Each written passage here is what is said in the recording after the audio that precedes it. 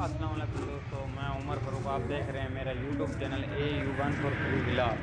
तो इंशाल्लाह मैं बहुत जल्द अपने चैनल पे वीडियो पोस्ट करूँगा कबूतर वगैरह जो होगा या सील मुर्गे वगैरह इनके हवाले से, क्योंकि मैं ख़ुद भी इन चीज़ों का शौकीन हूँ।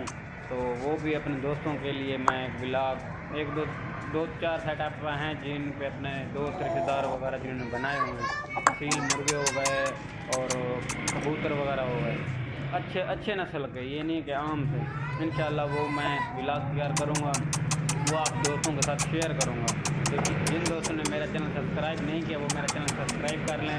शुक्रिया, मेहरबानी।